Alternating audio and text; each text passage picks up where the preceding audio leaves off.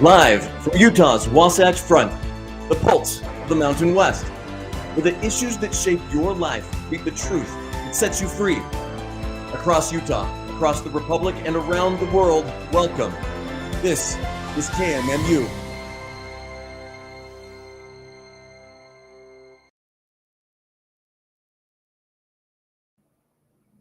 Okay, everybody, welcome to the Goud Crowd. I am your host, Goud, and we are back for another exciting episode. Hopefully it's exciting.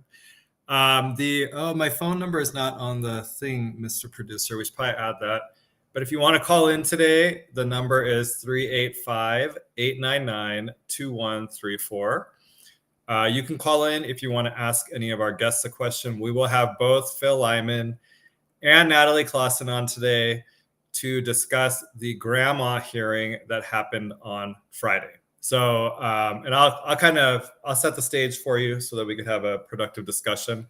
But first, let's start with this. I got to start with this because I feel like a lot of Utahns kind of fall for this idea that all these illegal aliens who ran across the border or who were basically imported here by the Biden administration, or let me just add, for years and years and years, illegal aliens show up, they file these asylum claims, and they are, I would say, 99.9% of them are fraudulent. I think it's actually that high. And let me show you this example, because this one is something I think a lot of people would not actually spot the fraudulentness of it. Is that a word, fraudulence? But this guy's from India, so last week, Vivek Sharma went to the DMV to renew his trucking license, but he was denied. The problem? New rules surrounding the process. जिनके पास green card है जहाँ Okay. Mr. Producer, am I able to be on the screen too? Let me just add, this guy has been here for 10 years and he can't speak English. And he's driving like big rigs. Okay. citizen है उनका ही चलेगा license. As he explains in Hindi, only green card holders and U.S. citizens can get their commercial driver's license renewed. Let me just add one thing. I actually think we need to make it so only citizens can get commercial driver's licenses. I don't know why any immigrant is being allowed to drive trucks, mainly because there are businesses. Well, actually, let me put it this way. We don't need to import truck drivers into the U.S. We have plenty of people here who can do this. And so we do not need to import anyone to do this kind of a job. We should ban non-citizens from doing it. Sharma's been in the U.S. legally for the past 10 years, seeking political asylum. His final court case is next year. He's been driving a truck for the past 8 years, but now he can't. अब क्या करेंगे आप? अभी क्या कुछ local job देखेंगे? When asked what comes next, he says he's worried. Trucking paid well. The sudden stop in income means he won't have money to send back to his family in India. Now, Okay, here we go. His family is in India. He is sending money to them, I guess, every month without any issue. But he is claiming asylum in the US. Does that make sense to anybody? Do you honestly think that a guy who showed up in the US and has been here for 10 years, and his family, so I assume this means his wife, his kids, they are in India, he is sending money to them, he's threatened, he can't go back because it's going to be really awful, they might do something to him, but his whole family's fine? So the government doesn't give a doesn't give a crap about your family? They don't want to do anything to them, they only want you? Anybody believe that? This is exactly my point. This is total fraud. This case should be dismissed right now and he should be deported immediately. Now he will have to start over. Oh no, he'll have to start over. Oh, I'm so sorry for you. Although he doesn't understand anything I'm saying because he apparently can't speak English, even though he's been here for 10 years. The U.S. Department of Transportation issued emergency rules that require the DMV to stop issuing commercial driver's licenses, or CDLs, to drivers who are not U.S. citizens or permanent residents. Even those with legal work visas, like Sharma, will be denied. It says it's doing so to improve traffic safety and close loopholes in the law. Last week, I just can't. I understand this is what the whole asylum system is like. It's a big fraud so that illegal aliens can come here. Mr. Producer says I seem distressed. I'm not distressed. I'm just worked up. If I am, is that better? I am highly against any form of illegal immigration, and we actually need to send all these people home. And frankly, I actually think we should get rid of the whole asylum process. My view is this: if something were to happen in the U.S. and it required me to sacrifice my life to be able to help protect our constitutional rights or anything like that, I would do it. Hands down, no issues. And I would do it because I love my country. And these people that come over here, they claim asylum and they leave their home countries. I don't understand why you weren't willing to sacrifice for your country. Like, you're coming here, you're setting up a new life, you're giving up trying to fight for freedom for your home country. And you basically just come here, you live a middle-class life, and you become a nobody. Like, what was the point of that? You should stay in your country and you should fight for your country and make it a better place. And if you lose your life doing that, that's obviously worth the sacrifice. I don't understand. Like, why would you come here instead? So anyway, I think we should get rid of that whole system. That's fraud. What I just showed you is complete fraud. But the problem is people here keep falling for this stuff because we have been set up to think that all these illegal aliens that we call asylum seekers, that it's so horrible for them. And, oh God, we have to feel bad for them. His family is in India. There is no issue at all. If the government was really trying to persecute him, they'd persecute his family. They're not doing that. He's sending money home. He's a fraud. He actually should be deported. And the idea that he somehow came here and now has been here for 10 years and doesn't speak English to me is it's mind-boggling. And it's really mind-boggling because if you know anything about India, just about everybody that goes to school speaks English. It used to be a British colony, so they teach everybody English. It is not like the Latin American countries where nobody apparently learns English. India people learn English. The fact that he doesn't know it is really weird. Okay. Let's see here. Next, let's talk about the grandma hearing. So I went to this hearing on Friday. These are the grandma requests that Michael Clara has been doing. And we had him on last week to talk about kind of what's been going on with that whole process. He has been, I mean, really, to be honest with you, I think he's the best example of real journalism in Utah. Hands down, he's done a fantastic job. And just through grandma requests and really being persistent, he has been able to expose so much about what was illegal during the entire signature gathering process that happened in the 2024 election. I think it's his work that has actually exposed that Governor Cox did not have the signatures that he needed to be put on the Republican primary ballot, which means that he cheated and he's not a legitimate governor and he never will be. So at least this round, maybe the first time he was, I don't know. I mean, at this point, I think you should be asking yourself a question. If the cheating was as brazen as it was in 2024, are there any examples where there has not been just like brazen cheating going on? I don't know the answer to that because I'm not sure that people have been looking at this as deeply as what happened in 24.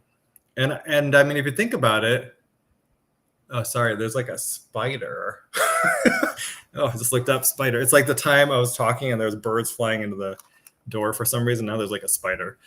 Okay, sorry, I got a little distracted. But the point being is like there have been multiple examples of issues out of the lieutenant governor's office. And I was thinking back to the one where Celeste Malloy was allowed to register for the election, even though she wasn't a resident of Utah at the time. I mean, that's like one example, right?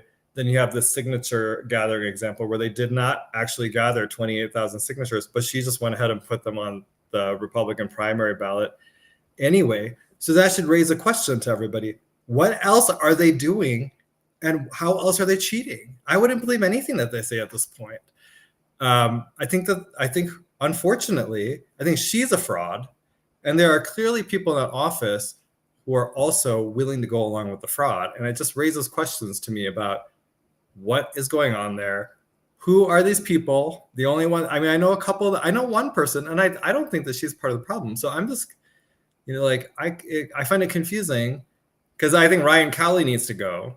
I don't understand why he still works there, but he's the director of elections for the state of Utah.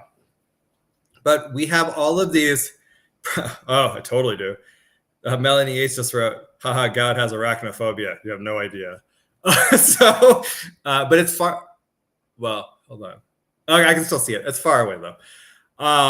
Okay, so anyway, point being, there's a lot of problems at office. And I would just tell all of you guys, she's going to run for governor in 2028.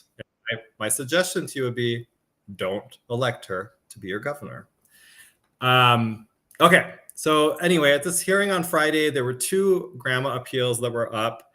The way it works is that the hearing officer now has 7 days to issue 7 business days to issue a decision.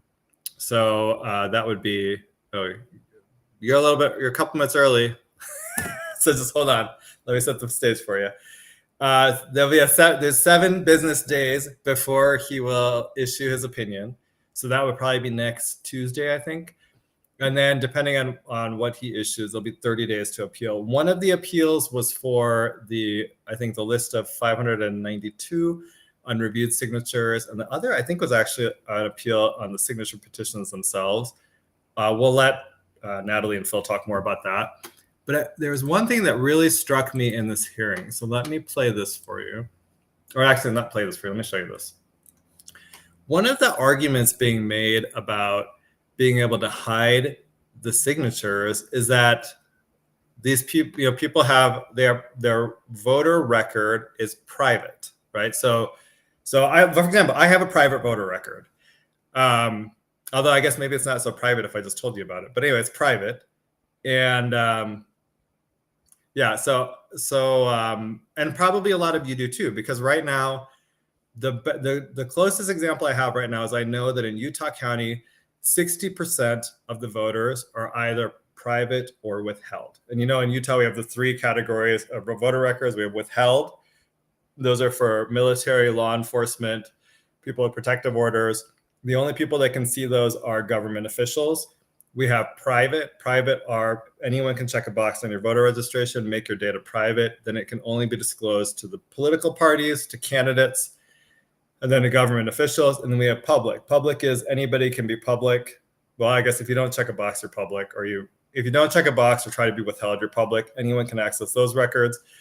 One little twist is on May 12th of 2020, the state legislature, for some reason, converted everybody that was private into a withheld voter. And so there's a lot of people that are withheld that are not military, law enforcement, or have a protective order. Anyway, in Utah County, 60% of the voter records are private or withheld. So according to this Scott Cheney, or Cheney, I think is how he says it, he's an assistant attorney general. And so during his argument in the appeal, he read a paragraph from the district court case. And it just really struck me because in this paragraph, it says, in carefully weighing the particularized interests of the parties, the court also notes that the privacy interests of voters, especially those who have explicitly requested that their personally identifying information be kept private, outweigh the transparency-related interests of plaintiff petitioner. Second, the court recognizes and acknowledges the myriad identity fraud related or otherwise concerns for most voters related to the prospect of their signatures from election petitions they have signed being disseminated by the lieutenant governor's office outside of government offices to third parties. The legislature's intent, in other words, seems to be that voters' personal information and signatures not be readily available for public dissemination. This is what I'm going to say about this. This makes no sense. This decision doesn't make any sense to me at all. And what I mean is this. If your voter record is private, and then you sign a signature petition to nominate a candidate to be able to be put on the ballot, right? So if I go and I sign this petition, you're signing with some rando that shows up at your house or that's standing in front of a mall or standing in front of the gun show. You have no idea who this person is. And actually, if you've been paying attention to this, they have a lot of criminals, ex-cons and stuff, who are collecting these signatures. So according to the court, somebody could have they've shown this extreme interest in the privacy of their voter data by checking the box, but then they go and they give their private information to some random guy that they find on the street or shows up at their door. They're like, oh yeah, I'll sign that petition. Here's my name, address, birth date, signature. But of course, even though you, the random guy who just showed up at my door, can see it, I don't want the candidates to see it. Does that make any sense?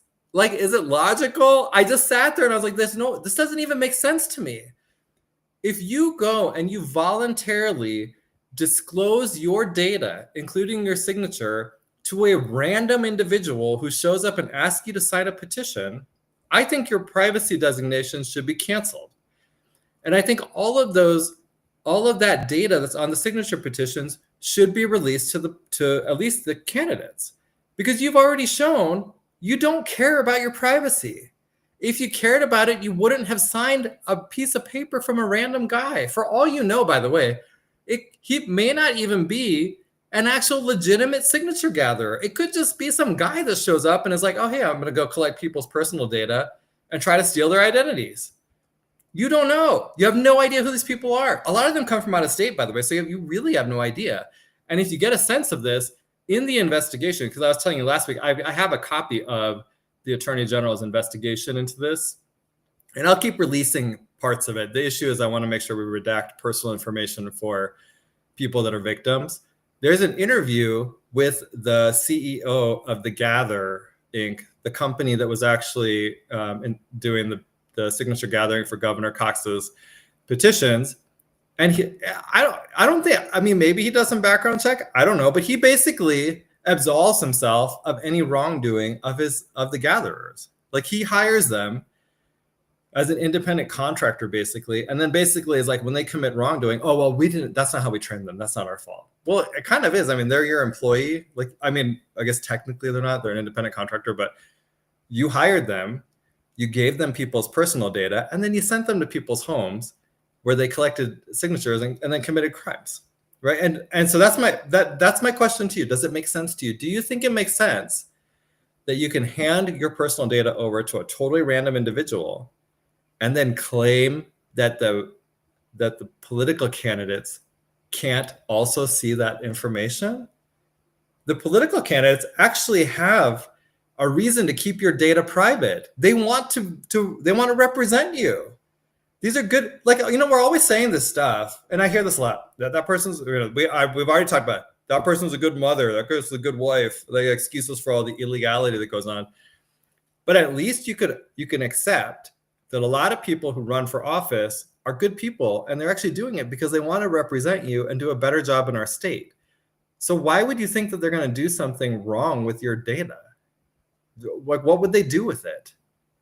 So someone like Phil and Natalie, when they went and they asked to be able to see the signature petitions, they weren't doing that because they want to collect the signatures to commit fraud. Actually, that was the other guy, right? That was the Governor Cox who collected your signatures, some of you, and then in other cases committed fraud. But they wanted to look at the data because they were trying to protect their supporters. They went into a convention. They won like almost 70% of the convention vote. So Governor Cox's only ability to get onto that primary ballot was by collecting signatures. When Phil and Natalie went in there and asked, we want to be able to see their signatures, the lieutenant governor hid those signatures from them and said no. And you'll hear in a minute, I'll play a little bit of this. But they let other candidates see their signatures in those other races. But so Lieutenant Governor said, no, you can't see it. You're not allowed to see the signatures, because she was saying, I'm trying to protect their data. No, she wasn't. At the end of the day, she was trying to protect her cheating. She knew she cheated from the beginning. Okay, I'm going to play a little bit more of this. And I want to play some of the testimony, because I want you guys to hear what Phil, this will be a little bit longer. I will admit to you, I don't usually play stuff this long, but I think it would be valuable for you to hear a little bit of this. So just give me a second here. Let's set this up. Here we go. Okay. Let me move this so we'll hear Phil. Could not packet. Well, actually, hold on. Still being presented as. And this first appeal being presented today is a request for access to a record of names initially That's the classified hearing officer as talking about that. unreviewed on the Spencer Cox 2024 signature list. My name is Natalie Clausen. This is a case today of dishonesty, deception, and delay in the highest levels of our government. We are here to request access to Governor Cox's signatures that we had a right to view prior to the primary election in 2024, but which unlawfully were denied to us. This has been a long journey, but we are persistent and we believe in the rule of law and we believe in justice for all. We request that the hearing officer take the steps today to right this wrong. On June 19th, 2024, before the primary election, I received an email from Ryan Cowley, the state elections director, informing us that Governor Cox had submitted 592 unviewed signatures above this required threshold. This was a really big deal. Most candidates submitted thousands of extra signatures. This gave him a very narrow margin. So we wanted to see these signatures, given that there was a criminal investigation regarding forgeries was underway in Washington County regarding that same signature company that Governor Cox had employed. We didn't expect any pushback. Several people had requested access to view these nominating petitions for other candidates, and they were granted access by both the Lieutenant Governor's office and by the county clerks. However, when we went in there to ask them to view these packets, our requests were denied. We filed grammar requests, we appealed the denial, we took our case to the 3rd District Court, and we've never seen these documents. And starting in July of 2024, the Attorney General would maintain in all of our 3rd District Court hearings that there were almost 600 unreviewed signatures. But were there 600 signatures? We don't know, and we still don't know. In September and October of 2024, the state auditor and the Office of the Legislative Auditor General issued audit conclusions, each citing a different amount for these unviewed signatures, not nearly the 600. Crazy. So these conflicting numbers caught the attention of Michael Clara, and his quest to reconcile these numbers is what brings us here today. So additionally, we have received other conflicting information regarding a criminal investigation into Governor Cox's nominating petitions, and we're here to resolve those issues as well. In response to our grammar requests, the Lieutenant Governor and the AG maintained that there was no criminal investigation and into these signatures, so we were never able to introduce that evidence into court. Both of these things affected our court cases, the number of signatures and this lack of investigation. However, in response to Michael Clara's grammar request, both the Lieutenant Governor and the Attorney General are now admitting that Governor Cox's nominating petitions are in fact part of a criminal investigation. So the information is changing. They are saying this despite previously denying that this investigation existed. The petitions that Mr. Cheney is now referencing that are under investigation from Benson Angela that we're requesting today, through the charging document state that between January and March 10th, the defendant turned in 48 packets with over 2,000 signatures, and 84 of these signatures were deemed valid. The problem that this presents to the Lieutenant Governor and Attorney General is that the election code states that once they receive these packets, they have 14 days to enter them into the system, into the VISTA system. And so once, to verify them. So in other words, these signatures that were so what she's talking about is apparently when they get the signature packets, they're supposed to put them into the VISTA system. It's a way for to hold accountable that these came in. It's like an invoicing system.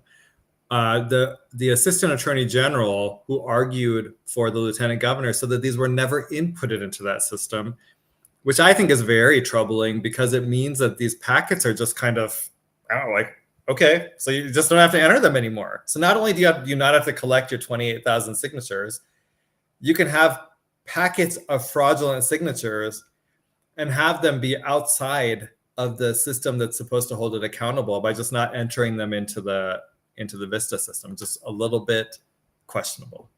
Okay, I just want you to hear this stuff because I actually think these statements were very well done and they're very informative. Both Natalie and Phil did a really good job of kind of, I think, boiling the issues down here.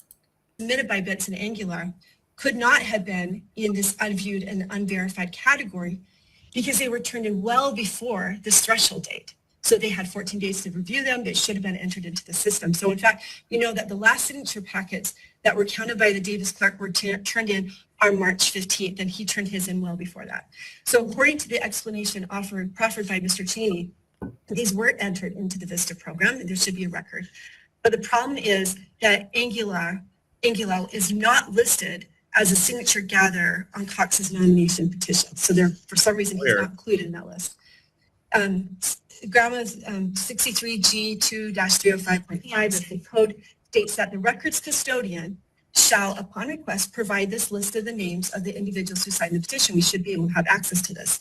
If the Davis County clerk did not follow the procedure described by Mr. Cheney in his documents correctly, then the list is the nominating packet itself. And the nominating packet should be released to us as the list. Okay. Where are you in, Mr. We'll listen Do to you swear that the evidence you will give in the Bill's not a hearing lawyer, shall so be he the had to get truth, sworn the in whole for- truth, and nothing because but the truth? lawyers don't have Against to be the sworn in, penalties you know, of because we always say Yes. the truth. Don't talk. I do. Thank you. So on July 3rd, 2024, we filed a grandma notice of appeal, 3rd District Court, to view all Spencer Cox signature packets. On July 17th, 2024, Mr. Cheney, on behalf of the Lieutenant Governor, filed a motion in opposition to our TRO informing the court Spencer Cox signatures were verified, quote, through a rigorous and statutory process, end quote.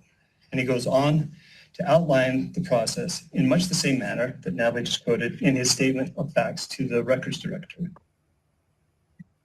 At one point in his statement to the court opposing our motion for TRO, Mr. Cheney referenced, quote, petitioner's misunderstanding of the process, end quote. Then said, election officials tasked with verifying hundreds of thousands of signatures stop verifying signature packets once that candidate's verified signatures meet and slightly crosses the statutory threshold. Here, election officials had in their possession almost 600 additional signatures from Governor Cox that they did not check because they had already verified enough petition signatures to qualify Governor Cox for the ballot. As Natalie just outlined, it appears that these almost 600 signatures were not really additional signatures, rather they were signatures that should have been processed and entered into the system. Yep. In accordance with this, quote, vigorous statutory process that Mr. Cheney cited to the court. Moreover, in violation of this vigorous statutory process, Mr. Cheney pointed out in his statement of facts to the records director, quote, the clerk sent those packets unreviewed and unverified to the office of the Lieutenant Governor. After receipt of the flagged packets, the Lieutenant Governor's office transferred the packets to the office of the Attorney General for further review. So the election workers did have these in their possession, as Mr. Cheney stated in the account. Moreover, it begs the question, who verified these unviewed signatures? According to Mr. Cheney, it was not the Davis County clerk. Yep. Yet last year, Mr. Cheney represented to the court, quote, for candidates seeking statewide office, the Lieutenant Governor's office contracts with the Davis County clerk to verify signatures in order to avoid conflicts of interest, end quote. So if the clerk did not verify the signatures and the Lieutenant Governor did not, who did? That is the list of names that are a matter of public interest and should be released. We know the list exists because the Lieutenant Governor and the Attorney General can quote the number. And the list should be released to the public regardless of the format. Utah Codes 63G2-201, paragraph 12 states, a governmental entity may not use the physical form, electronic or otherwise, in which a record is stored to delay or unreasonably hinder the rights of a person to inspect and receive a copy of the records under this chapter. This is important, right? Now, I want to add, running a campaign is one of the most difficult, complex, expensive things a person can do, especially for a statewide race like the governor's race. Ours involved hundreds of volunteers, hundreds of thousands of engaged voters, millions of dollars, and truly the heart and soul of so many people. I expected a certain amount of official mischief, but the level of actual collusion in this case is staggering, and it continues to astonish those who take the time to understand what took place leading up to the 2024 Utah GOP gubernatorial primary. Thank you. Okay, so let's see. Let me see if Phil's still here. Okay, so I hope that was helpful. I liked at the end there where Phil really talked about the impact on his supporters. So I think he's here. Let's bring him on. Give me a second. All right. Hey, Phil, how are you? Good. Goud, how are you doing? I'm good. Welcome back to the Goud Crowd. Oh, it's awesome. Yeah, I love your show. Oh, thank you. This is good. I thought we could start by actually talking about. I was listening to Corey Astill and Todd Weiler's podcast today called Political as Heck. and they started it out with actually a correction. And so I thought maybe will you talk about that? Tell the audience what happened. Well, I mean, a week or so ago, and I didn't know Corey Astle. In fact, I thought he was back in Maryland. Turns out he's quite prominent here in Utah, and I just was oblivious to him. But he's an attorney, and he's got a podcast, and is Todd Weiler a regular? Is it their podcast together typically? Yeah, I know. Okay. I think I'm one of the few people that listen to it. It's both of them. But they got on, and it's one thing to like regurgitate what Candace Owens is saying, the pure garbage that Candace Owens is saying. And then they say that all seems like a bunch of lies. But then they go into, but why did he sell the TMZ, the doorbell footage to TMZ as well? Because he's a attention whore. He wanted to get on TV before anybody else. And why TMZ? They're the worst. It's like, I didn't sell any doorbell footage. I don't have a house in that area. I don't have doorbell footage. And I don't, in fact, I didn't see it till, 2 days later when I was waiting to go on the interview with Fox News. So just, that was probably the key part. But we, sent them a notice. Actually, I said, hey, would you mind retracting some of the lies, and talk to Senator Weiler first, who honestly was constantly trying to pull Corey back from the brink. Like, hey, Phil's a good guy. I'm done talking about this. And Corey would just like go and go and go. So it to me, it kind of crossed the threshold of defamation. And Todd immediately said, "Oh, yeah, I'm really, really sorry if anything was said that was not true." And and so I sent the same thing to Corey, and he comes back with, well, like, what? Tell me what? And I said, honestly, I haven't really looked at this. My attorney's the one that sent it to me, and I'll talk to him and see what specific things. I have a really amazing attorney, by the way, Goud. So you probably, yeah. Anyway, and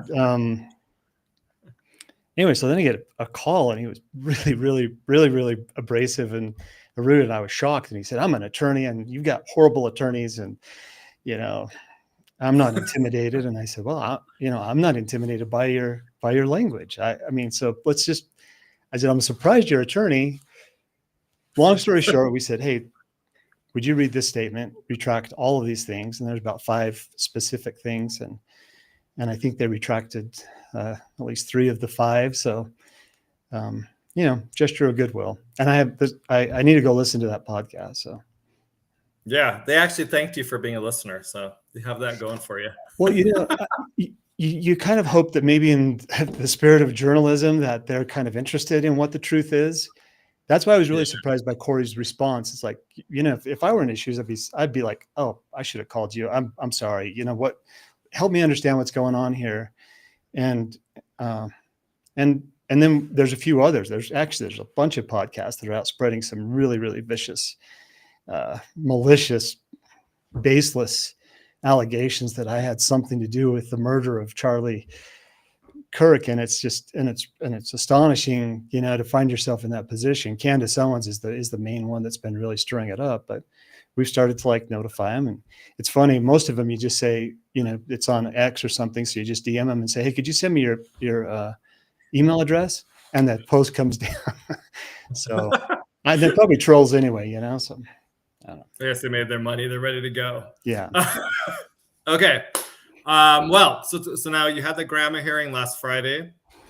This is continuing to try to get, I think, some sort of resolution about 2024. I played the statement for people to hear. I guess talk about the grandma hearing and maybe what people should expect. I'm really close to my camera there, aren't I? You're good. Well, I don't know. Mr. Producer will tell me if there's any issues. I loved what you were saying there in the beginning. It's like, of course, when someone signs a petition, they don't have the expectation of privacy.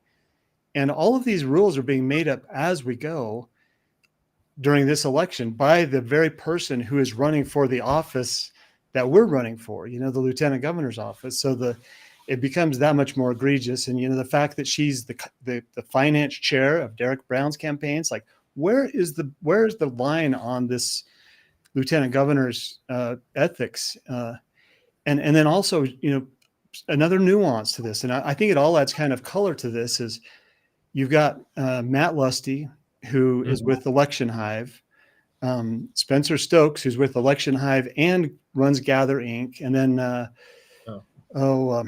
what's the other guy's name? Tanner Leatham over Election Hive. All this like, hey, I'll get all your signatures. I'll run your campaign for you. We'll do all the lobbying after you're in to get you to pass bills that we want. And it just becomes really an incestuous relationship up there. And all these guys, I don't dislike them personally, but the business model is corrupt, and it feeds on corruption. So the way I envision this going through is that, they found out early. We know that they found out early before the primary election that they had a problem with their signatures. And here's the thing that a lot of people, overlook, mainly because it's so pushed, and Scott Cheney did it. And he's like, oh, we had audits, and it said that they followed the law and that they qualified for the ballot. It's like, whoa. It said they followed the law. It said that they would have qualified for the ballot because they had more time, but they did, in other words, they didn't qualify for the ballot, but we're not going to talk about that because it's the governor. And you pointed out too, you could go in the week before and ask to see a statewide school board race, and they'd say, yep, here's the packets, knock yourself out, go through it. The flag petition that was signed by private withheld voters, it's like, it was online. You could go and pull all of those. I guess those people were, worthy of being doxxed or something. But when it came to Spencer Cox, all the rules changed. And then all the legal argument that was made, by people like Senator Weiler, online and, pontificating about why this is illegal.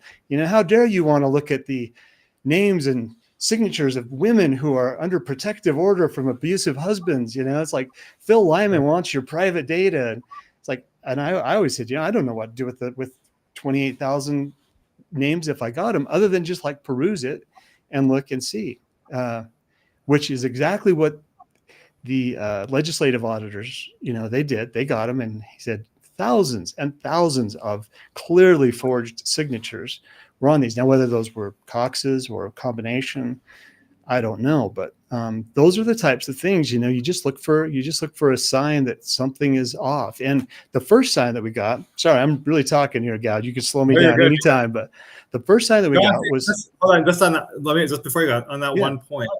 When you're looking at, I actually think that's an important point. In the report itself, it talks about when the investigators are looking at the lists, they're not comparing them to what the signatures that are on file. They're able to just look at them and say, these are all the same. They're fraudulent. Right. It's that simple. So you're exactly right. Like, that's exactly how people are looking at them. Yeah. So Tanner Leatham, first of all, Cox they announced on March 8th, I think it was, that they had all their signatures. It's like, you have clear till April 3rd. Now we're done. We got them. Now, the advantage of announcing early is that if somebody else is gathering signatures, then your signatures will supersede any duplicates. So you get all those. Right. And people really criticized me for checking the box that we were going to do signatures. And I said, you need to learn in football, you have the option play because you may want to fake somebody out. It really is a head fake. And that's exactly the reason that we checked that we wanted to do the signatures. I never intended to pay a dime to do signatures, and it's almost infeasible to get them otherwise. But that forced Spencer Cox to say, early, we won. We got our signatures. And essentially, he dropped the ball on the 1 yard line while he's going into the end zone, because I agree, he could have gotten his signatures. But the fact is, he didn't get his signatures. And then when all of those thousands were removed, and this is what Tanner Leatham said when we first brought it up. Yeah. And I guess to back up just a little bit, there was a request for signatures in Washington County, and the Washington County clerk, as would be the appropriate thing to do, brought out the signatures, and they said, hey, you know what? A third of these signatures are disqualified for whatever reason. And we look at that and say, well, that's the same set of data that Governor Cox would have, because it's coming from Gather Inc. and it's got the same signature gatherers. So it's logical to say, okay, well, if Brian McKenzie did a list of signatures in Davis County, and the Washington County clerk did a list of kind of the same database, where the same signatures rejected. And it seems like, I'm a CPA, so it seems like, okay, that's a perfectly logical, like, let's look at those two things and see what they look like. Thinking, that we would get them and find out, yeah, probably they were already rejected, and everything's, everything's fine. But instead, there's a logical reason for what you're saying. When these signature gatherers go out, when the company has more than one candidate, they send them out with petitions for each one, right? So if the guy, in the example you're giving, I think it was Ipsum, right? Senator Ipsum. Yeah. They gathered, if that's one client, then he probably also has Governor Cox's and the other clients' petitions as well. So each house he goes to, he's asking them to sign multiple petitions. Right. Yeah, which you would do if you're getting paid, and they get paid by the signature. Yep.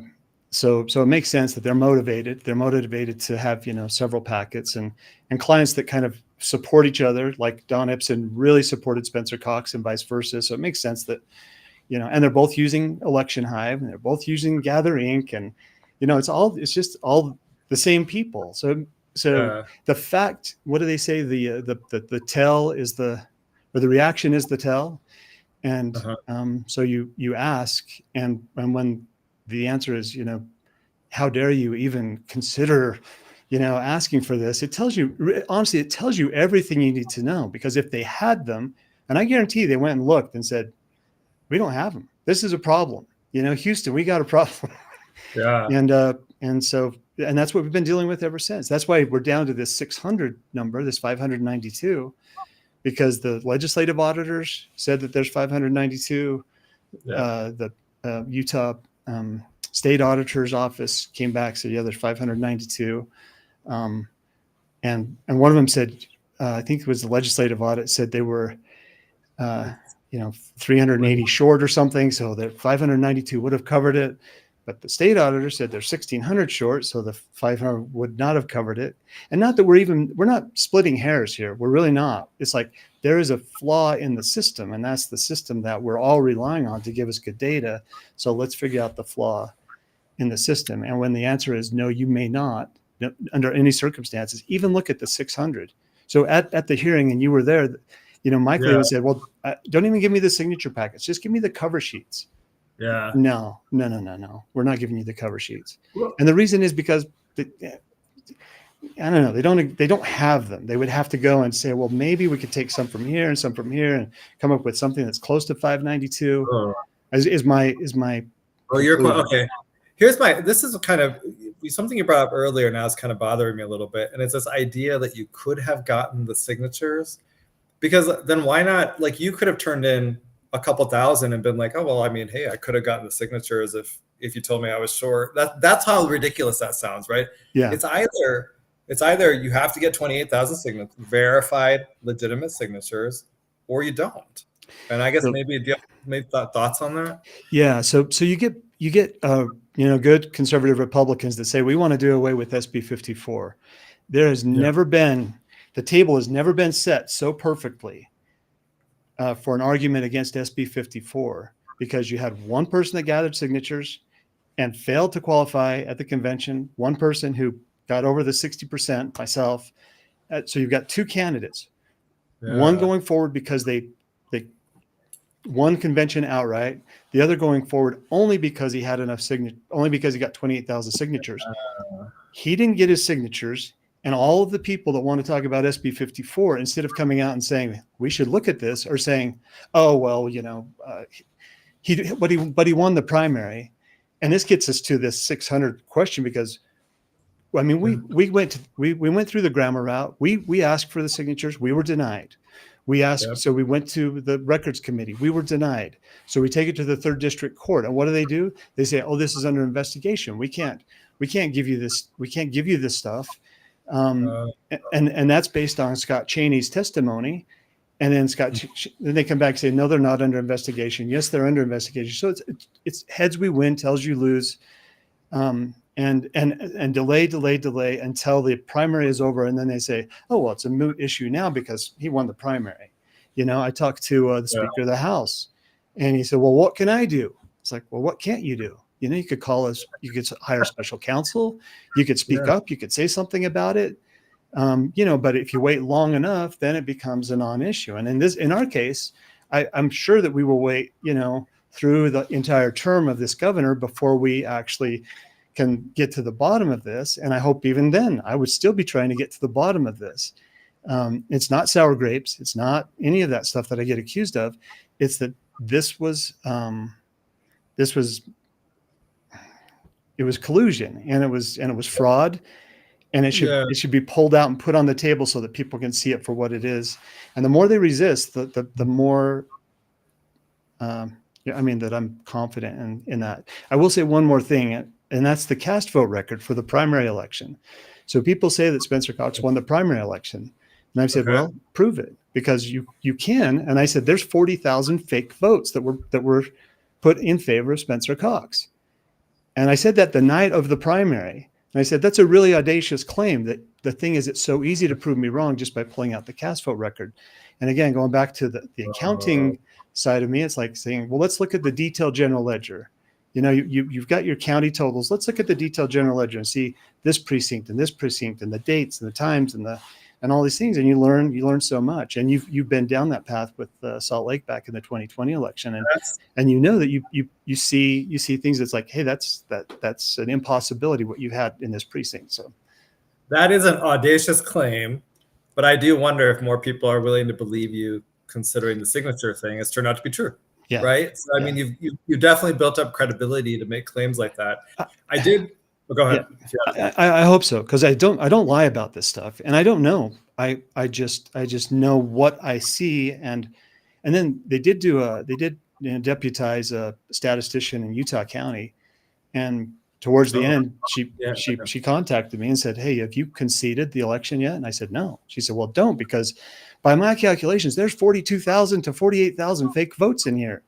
And I was like, "Oh, that's kind of," and that was just my extrapolation to say, well, if you're 63% of the vote in, and you're up by 50,000 votes, then by the time the full population comes in, you'd be up by 60,000 votes or something. Yeah. But instead, it dropped down to 37,000 votes, which again, there's possible explanations. And you would see that in the cast vote record. You'd see, that all of the Lyman supporters, came in at the last. They were all mail-in ballots, whatever. Which you could see it. You would say, "Oh, all right, that makes sense," or it doesn't make sense. There was one other point I wanted to ask you about. I thought it was effective. I think a lot of times when candidates lose or there's cheating, so let's say Trump in 2020. This 2024 election, the response of people, or the response of the mainstream media, the response of like the opposing side is always like, oh, well, Lyman is sour grapes, Lyman lost, Trump, sour grapes, Trump lost. But I thought something you did that was very effective is in the statement itself, you talked about how it was about your voters. It was about your supporters. Like the candidate, you're kind of the front guy, the candidate, but there's this entire infrastructure of volunteers and stuff that were helping you. And can you talk about that? Tell us about like the impact on the people that supported you and how they responded to this. Yeah. So I don't know if you remember in the debate with Spencer Cox, one of the reporters asked, and I think it was actually in the media session afterwards, says, "Will you accept the results of the election?" And I said, "I will verify the results of the election, whether I win or lose." And those words have really, honestly, they've kind of come back to haunt me, because that's what we're doing. And the more we dig, the more questions are unanswered. And you're right. I don't have the luxury of saying, hey, I'll just call it good, because there are so many people who are invested in this. And the ones who say that it's sour grapes, are the ones that just want you to go away, kind of like Corey Astle. I just want him to go away, just go away. It's like, well, I understand why you may want that to happen. What they don't understand is that it doesn't intimidate me. It doesn't scare me away. It's like, I still want that answer. I still want that question answered. You can beat me up, you can do whatever, but after it's all done, I'll say, yeah, but could we still just answer that one question? And that is a I don't know. It's an interesting spot to be in Utah. And I wish I could say that I was surprised, but like I said, I expected a certain amount of official mischief. But I didn't expect to see the AG's office, basically lie to protect the LG's office. Because you think, well, you're the AG, you're gonna provide the check on the lieutenant governor's office on behalf of the people that put you there. So, yep. Yeah. Okay. Well, thanks for coming on this week. We're gonna. Where can people find you if they want? X is the spot right now. X marks the spot, and it's just Phil_Lyman. Okay. Lots well, going thanks on. for coming on, Phil. We appreciate it. Thank you, Goud. Yeah. Bye. That's good. Okay. So we will bring on. Okay. So I hope that was informative. We will now bring on Natalie Clausen. She was the Phil's lieutenant governor candidate in this last election, and I already played her statement as well. So let's bring her on. Hey, Natalie, how are you? Hey, good. How are you doing, Goud? Good. Welcome to the Goud Crowd. Let me just say one thing before we keep going. If anybody has any questions for Natalie, you can either type them in the comments. I can see those, or you can call in, I think. And is the number up, Mr. Producer? It should be 385-899-2134. I see it. Yeah. Okay. So let's see here. Okay. Yeah. Thanks, Mr. Producer. So, okay. Natalie, tell us about the grandma appeal hearing on Friday. I guess tell us what the audience should take away from it. Okay. It was really interesting. So it was a big day, and so it's important what we're doing. We're continuing in this fight. It was interesting, the players who we were up against. So the judge that we were supposed to see at the beginning was Lonnie Pearson. And I don't know if you got into that already. I don't think you did. I talked about that last week, but or is it just on accident? Tell people about it. That's actually good stuff. It was really interesting. So we look at, okay, so we've been to the grandma, we've been to the committee in the past, so last year, but they disbanded the committee. And so now we have a single judge who makes the decisions on all of the grandma requests in Utah, who's appointed by the governor. So again, it's like more centralization of power in our government. And so Lonnie Pearson was appointed. So, which was really interesting, because we looked at that. A lot of these people that we first met as we were running for office have been promoted to different places now within the government. So he's one of those. He was in the Attorney General's office before.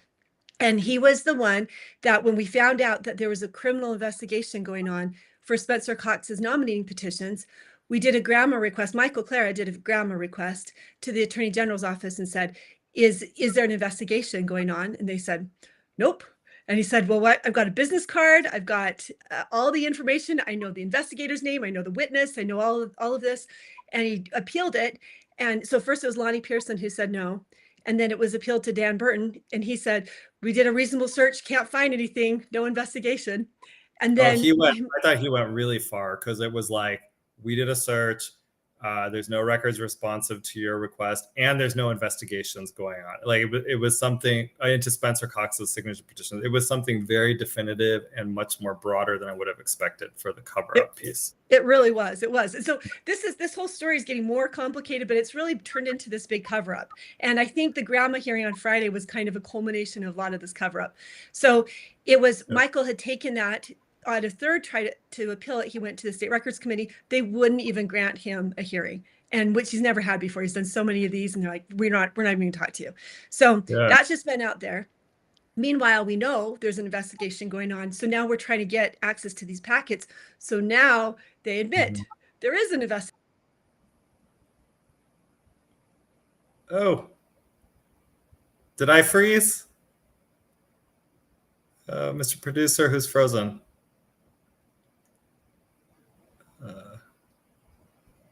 I can't. I think I'm still talking. Can people hear me? I have no idea. Oh, it's me. Can you hear me, Goud? Oh, now I can hear you.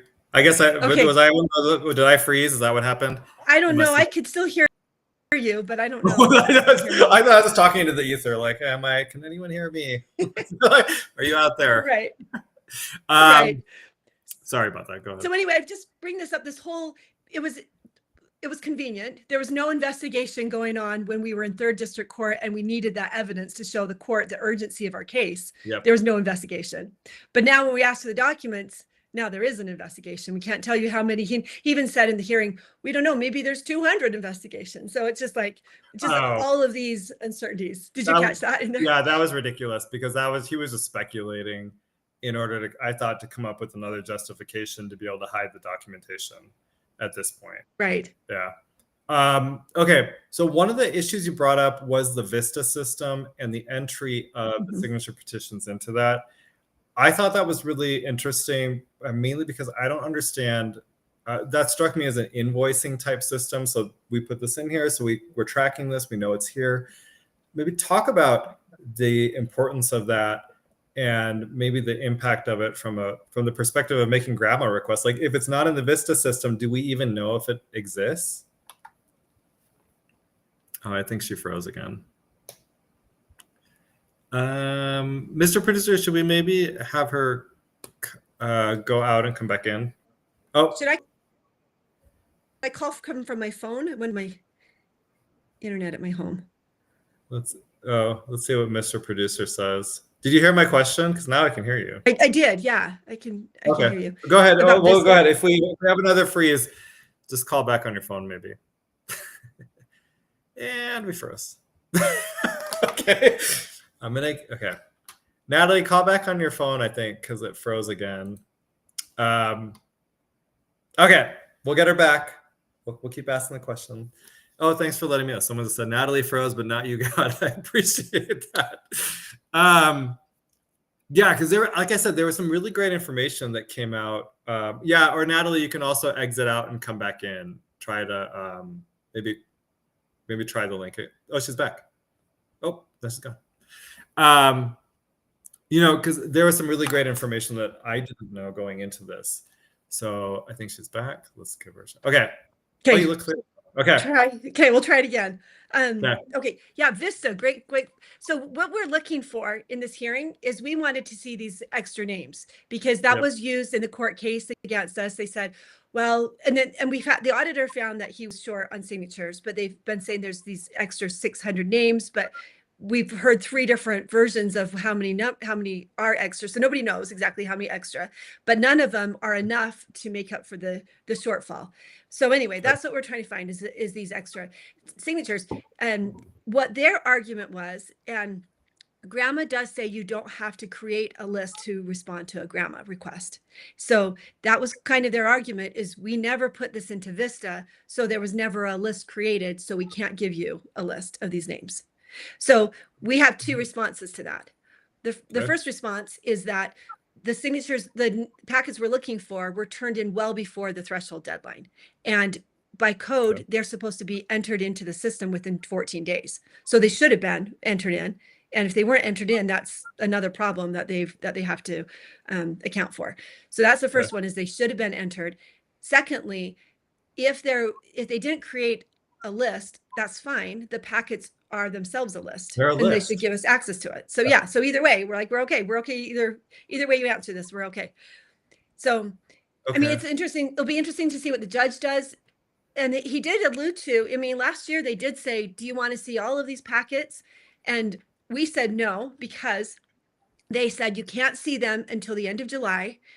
There are 2 things that were important to us at the time. One was timing, and the second one was to see the full packets with no redactions in it.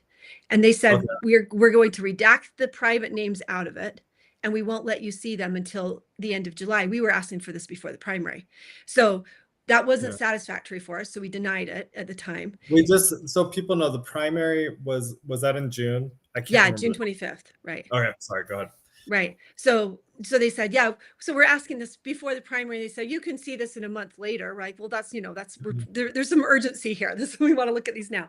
So anyway, at this point, when we're asking to see these extra packets, they should have no problem handing them over to us. We're not even asking for the private names at this point. We're just trying to count how many are in there. So it should be an easy one.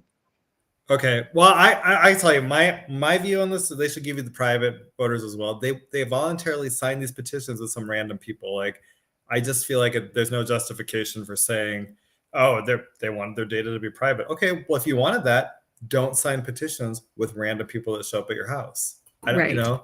it's just a weird Exactly. argument. No, and like you brought up earlier, it wasn't the argument right before we asked too. It just changed when we were there. Then all of a sudden, nobody can see these.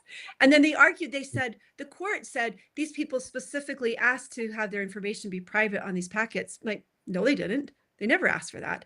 So I don't know where they came up with that. Plus, the code is clear.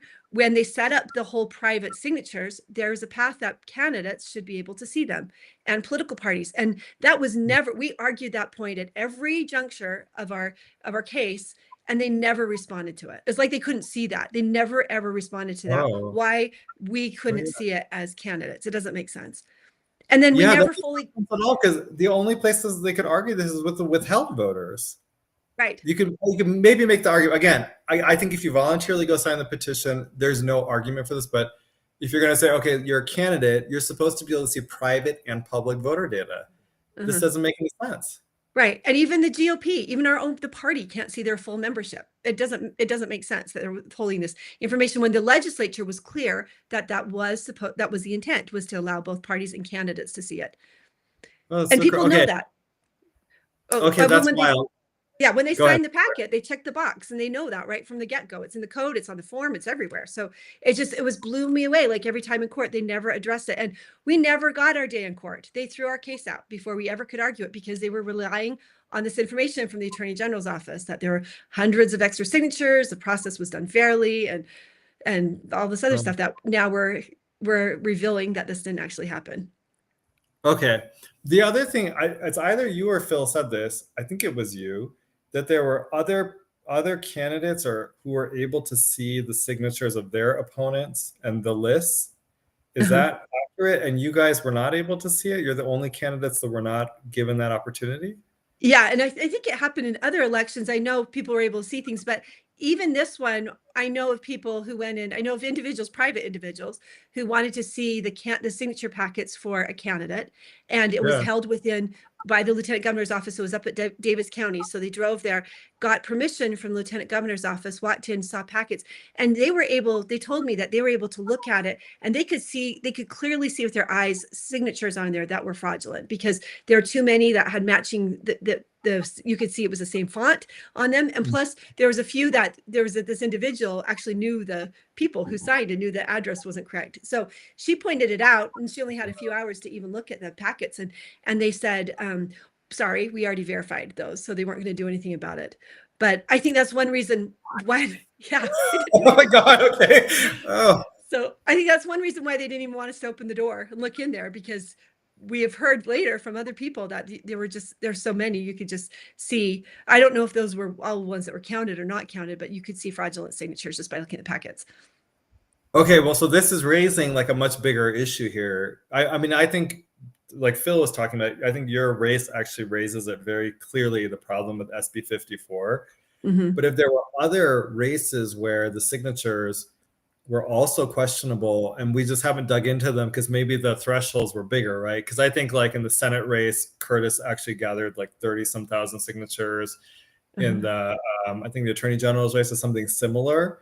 But what you're saying makes me think all of those need to be looked at to see what the signatures look like and whether there was fraud in all those races as well. Well, I think so too. And Tina, so there was been a third audit that was recently released, and Tina Cannon was speaking about that and said of all the candidates they looked at, only one had submitted enough signatures to cross the threshold. I don't know if they looked into like the extra signatures, but there was only one that qualified based on that. So did she identify which one it was? No, she won't. She said because there's investigations ongoing, they won't say who it is. But that's a big deal. And also in the audit, it turns out that there were some full packets that were signed for one candidate that were given credit to another candidate. What? And, that was in the audit? It's in the audit. Yeah, full packets. Oh my God. So all of these things show we need more transparency on. If you sign a packet, you don't know which candidate it's going to go to because there's a history of it going to the wrong candidate. Like these things need to be viewed by the people. We need to have eyes on this stuff. Oh, and I should say, yeah, Tina Cannon is our state auditor. Yeah, that's like funny. I forgot you can see the notes too. Yeah. Okay. So on the hearing, so he has 7 days to issue decisions on 2 grandma requests. What are your expectations about what those decisions will look like? Well, or predictions? The right thing to do is to be transparent and say, let's let these people look at these packets and be transparent. And that's the right thing. So I think we'll see what happens there. I mean, another thing, you know, we keep raising all these questions, but as far as the private names, it just doesn't seem fair that the lieutenant governor can have access for their contractors to be able to gather these private names and withheld names. Their contractors can see these lists and these people, but then we can't be able to view them afterwards. So there's just so many problems with all this. Well, okay, on that, is there, I guess that's a question I haven't fully understood. Maybe you can explain this, but these contractors, I think that Tanner Leatham in that investigation, the Attorney General's investigation, actually says that they give them something so they can go see voter information, where to go to be able to collect the signatures.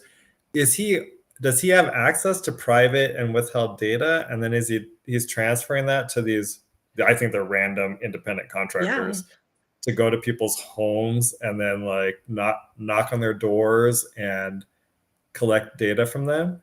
Yeah, they should have access under the same statute that should give us access too, because it says on there that the private names, and this is just for private, not withheld, but it says the private names should be available to the parties and to candidates and to their contractors. So this would be a contractor. So they should have access, but we should have access too. So it's not fair for them to use it for their own political gain and to use it for their own contractors. But when their political opponent asks for the same information, it's withheld. And when the DOJ asks for the information, it's withheld. And the GOP asks, it's withheld. Like you can't play the game that way. Wow. Oh my God, you're totally right. I didn't even think about that, but you're right. The minute that you go and you sign a contract with one of these signature gatherers, they now get access to the private voter data. Right. Wow. Okay. And so yeah. And the piece I've never understood, I don't know if you've talked to some of the people who are victims of this or who had people come to their doors to collect the signatures. I mean, how do people respond to that? If I had random people showing up on my door, I mean, I have random people showing up on my door for like, they're missionaries, things like that. I don't mind that. But if you're going to show up on my door and be like, oh, you're a voter and I would like you to sign this petition, I'd be really kind of creeped out. Like, dude, like get away from my house. How do people, when they talk to you, do they have any concerns about that? The people I talked to are the ones who did have concerns because they're the ones who reached out to us. And so they're the ones who said, I had people reach out and they said, I had people come to my door and they said, okay, can you sign? Because you have to sign or else there won't be a primary election. And can you just sign for your husband? Will you sign for your kids? Can you sign for other people? I mean, we heard those kind of stories. And then people started getting really concerned when they saw us raising questions about it. And then they contacted us. But yeah, I think people wonder where they get these lists from. And yeah, but it's just an unfair playing field. I mean, you're running against a chief election officer and she just has access to a lot of information and information we should also have access to, but she's the gatekeeper for it and will not give it to her opponents at all. And then then comes online and says, we're trying to steal the election and all kinds of crazy things, doubt the doubters and with her harsh rhetoric, and then just withholds this information from her opponents. While she's the one stealing the election. Right. Right. I thought it's funny. Did you catch that on X today it was Libs of TikTok that showed what happened in California with their ballots with the site hole. Yeah. I'm like, my family lives there.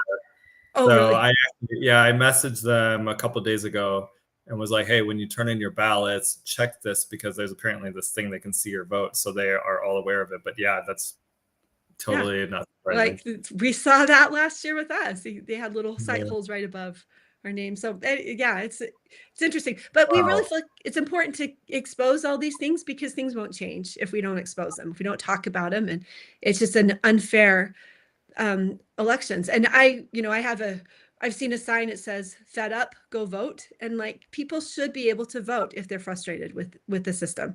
And if the vote's not secure, then what do you do when you're fed up? And that's the recourse that we should have, is to be able to vote. And we've got to make sure we owe it to the people of Utah. We owe it to people, like you mentioned with Phil, the people who voted for us. We owe it to them to fight for this and to make sure that we have fair elections in Utah. Yeah. Well, okay. Well, thanks for coming. Where can people find you? I'm on X, also in Instagram, Facebook. So yeah, lots of places. And I think, is it Natalie for Utah on X? Yeah, Natalie for Utah on Instagram. Yeah, and on X too. Right. All right. Well, thanks a lot for coming on, Natalie. We appreciate it. Awesome. Thanks, Goud. Thanks. Okay. Well, we are, let's see, you're listening to KMMU, Main Street Media, Utah. We are live on X, Rumble, YouTube, and our website, kmmu.org. You can call us live if you've got a question, 385-899-2134. Okay, so we had some, I think those are helpful. I hope for people to understand the grandma process, what's going on, why this is important, that we have to get to the bottom of what happened in that 2024 election. Although I think it's kind of clear, right? The lieutenant governor and the governor, they cheated. That's what happened. And they are covering it up. And the scary part about the entire thing is, as you kind of begin to wrap your head around this, it wasn't just them. The attorney general is involved. Sean Reyes was the attorney general at the time that this was going on. So he was fully involved in allowing this to happen. And what I think is kind of interesting about this is you have independent constitutional officers who I think were colluding, and it was also your former auditor as well. And here's why this is important. If you actually have ambitious constitutional officers, like you had an ambitious attorney general who was interested in what was going on in Utah versus flying around the world doing whatever he was doing, he would have actually gone down this path to figure out what happened when he realized that they had cheated in that election, because he would have had his own ambitions as someone who wants to be in future elected office. You saw this in New York a few years ago, where Letitia James actually knocked Andrew Cuomo out of the governor's office with the claims of sexual harassment and whatever. I think she did that because she was planning on running for governor. It didn't work out the way I think she wanted it to originally, but that was the purpose. We don't have that in Utah, with kind of these constitutional officers with grander ambitions. Instead, what we have is this weird pipeline where everyone who's lieutenant governor somehow becomes governor, and they just keep on the little process going. So like, if you understand that pattern, you should see where this is going. Lieutenant Governor Henderson is planning on becoming your next governor in 2028. The question is, though, will voters hold her accountable for cheating in the 24 election, or are we going to get this story when 28 rolls around with people saying stuff like, well, Goud, she's a good mother and a grandmother and a good wife, so it doesn't matter that she broke the law, because that's the typical Utah refrain for everything. Okay, so anyway, let's see what else I got for you today. I had some good stuff here, I think. Did our little CDL thing. I want to go to this next, actually. Hold on. Oh, the importance of debates. Okay. So I've talked about this before on the show, and how Utah's culture is very about no contention. And I'm not 100% sure, to be honest with you, what that means when people say it. It kind of sounds like, I had a friend tell me contention is of the devil. It's supposed to be like demonic, evil. But they take it to also apply to things like, if we have a disagreement, that's being contentious. And it's like, I don't understand how me having a disagreement with somebody makes either of us evil, because we all aren't going to be automatons that think the same, right? Like, we should have independent thoughts. We will have independent ways of thinking. I certainly, have my thoughts on things, and I like when people don't agree with me. And so you should be able to have debates without it being contentious. It's just a debating thing. So I've talked about this. I've run twice for office. In 22, when I ran for office, I ran against Lanny Chapman. She was the Democrat. She's a liberal white lady, kind of she's actually pretty, if you look at her resume and stuff, it's pretty unimpressive. She went to one of the worst law schools in the country in Michigan. She's not from Utah. Somehow, despite going to one of the worst law schools in the country, she got recruited by Sim Gill to come to Utah. It's a little bit strange. Then she ended up as a deputy clerk. She did things like put her name onto correspondence from the clerk's office, which is actually illegal, while she was deputy clerk, and doing that to get her name ID up when she ran for clerk. This was all kind of planned out. In 22, when she ran for office, she actually got George Soros support. So George Soros and his billionaire buddies, through their front groups, because George Soros never gives money directly to a candidate. So that's the game they play. Brian Schott, he was this reporter who was extremely obsessed with me. And which I understand. A lot of men are obsessed with me. It happens. Anyway, so she so she got this money through his front groups, got $180,000 in Soros money that was donated to her. It is my contention that she is actually a Soros darling and has been one since the beginning. So the entire setup of her coming from when I say one of the worst law schools, I mean, like, it's at the bottom. And going to a law school like that, it should be basically impossible to get a job, because people want quality lawyers, not some, two-bit attorney who comes from a crappy law school. To put that person into a state government position or a district attorney's office is really weird, because district attorney's positions are actually pretty sought after. Again, you may not make as much as you do in the private sector, but you get a lot of experience. It's actually why I started off in the federal government when I was working. I went into the tax division at the Department of Justice, and it was because I knew that I would get trial work. I've tried cases. I've been able to do all this stuff that would not have happened had I gone to a law firm, because law firms just make you sit there. They're boring. They're basically like soul draining. I worked at a law firm for a couple of years. It was like they were like vampires, like sucking the life out of me. It was horrible. So anyway, point being, she does all that. She gets here. When I run against her, I challenge her to debates, and she won't debate at all. Refuses. Okay, like, has all sorts of excuses. And it turns out she's actually not a good public speaker. She's bad, not good at all, very awkward. And, clearly, whatever. I guess I won't make comments about her, about the way she looks, because apparently you're not allowed to do that in Utah. They can only make comments about men. You can't make them about women. And then when I ran in 24, I ran against Doug Fia. And he also refused to debate. And in fact, the delegates out here, when I started demanding debates, they started saying that I was being negative. And so in one of the debates, I sent out this email. Hold on, let me pull this up. I sent out this email, and then this woman, she actually used to be she was a state legislator. Okay, so she's a state legislator. I sent out this email and I said, hey, look, the legislature just passed this bill hiding their calendars from you. Whoa, that's crazy. Like, what are they trying to hide? Are they hiding their meetings with billionaires and with lobbyists? Because shouldn't they disclose that to you? Shouldn't you be able to see that? And I was like, I will disclose my calendars to you at the end of every month, because I have nothing to hide. I don't care. Will my opponent do that?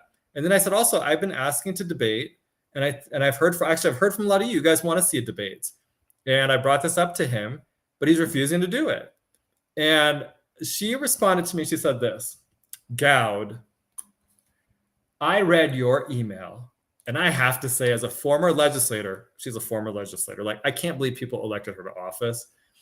I am disappointed you decided to go toward negative campaigning.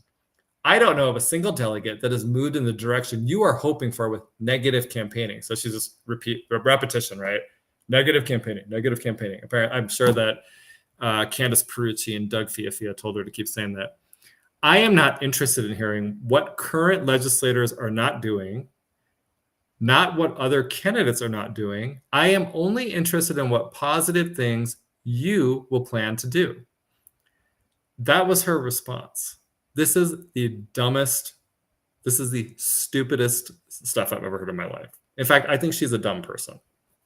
That's my response to that. But I want to show you the value of debates. So especially when you're talking Republican versus Democrat. Democrats get protected by the press. They will never get asked a hard question by the press.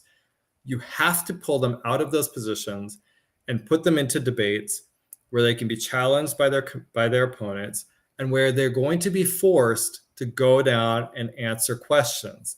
And so I think Virginia actually showed us a phenomenal example of why these are important. So let me show you, let's start with this. This is and I lived in Virginia for a little bit.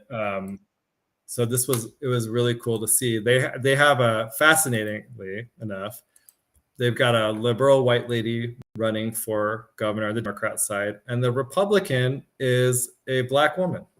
I mean, you can't make this up, right? Can't make this up. So let's listen to what Winsome. This is Abigail Spanberger. She's a quote unquote former CIA agent. Take a listen.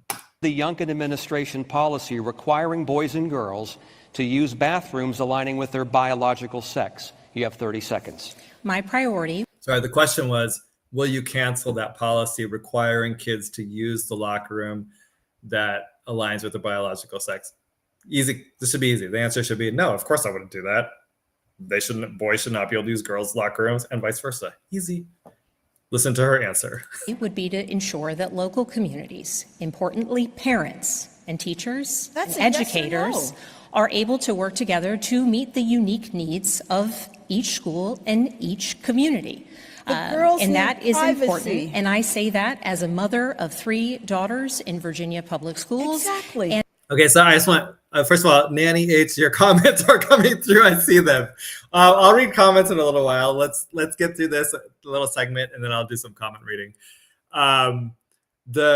This is interesting, right? So if you listen to Abigail Spanberger, this is just a bunch of gobbledygook, right? It's a bunch of it's commie speak for yes, I will cancel it. So like, yes, I think boys should be able to use girls' locker rooms. That's what she's saying.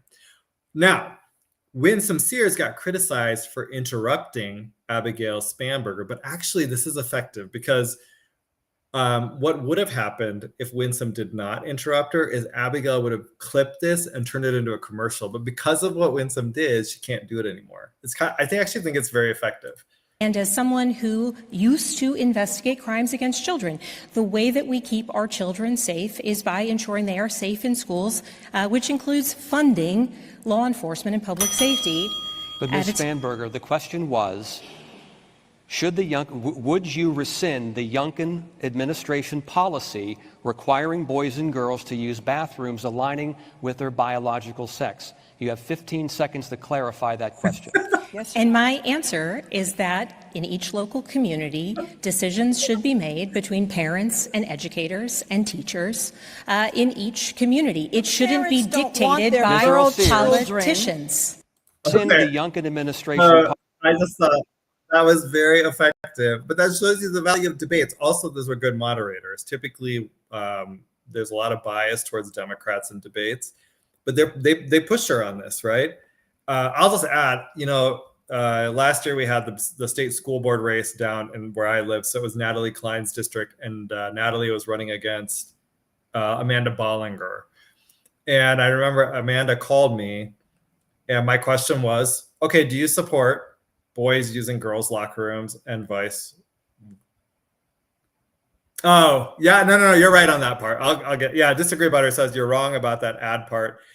They turned her minute of silence into an ad already. No, you're right about when Abigail Spanberger was just standing there in silence. So like Winsome Sears, I think, let me see if I have that as the next clip. Because I think what happens is, when we'll get back to my point about us. Oh, what happened?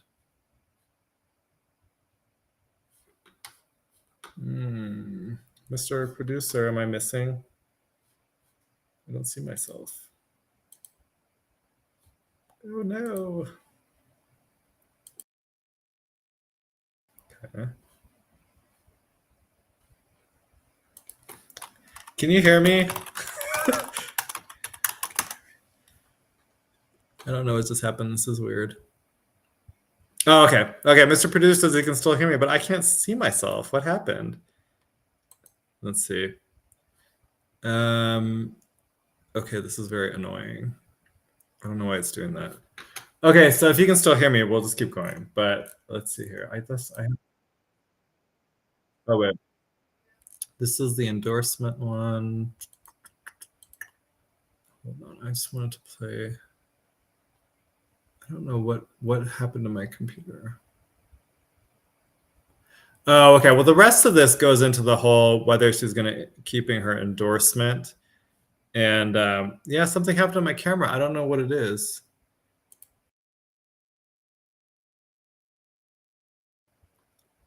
Now it says my mic is muted. Why is my mic muted? Okay, I don't know what's going on. We're a little confused here. Yeah. Hey, Mr. Producer, is your camera working? Can you come up for a second? I just want to see if I should I log out and log back in, you think? Okay, it says audio is still good. Okay, we'll just keep going. Whatever. I don't know what happened to my camera. I apologize because if I share something. Okay, I'll try that because the show won't turn off, right? Let's see, how do I do that? We're gonna try to log me back off and log me back in, so don't leave. Okay, Mr. Producer's here, so I think I don't want to end the stream, I just want to log off. So how do I do that? Here. I'm gonna leave.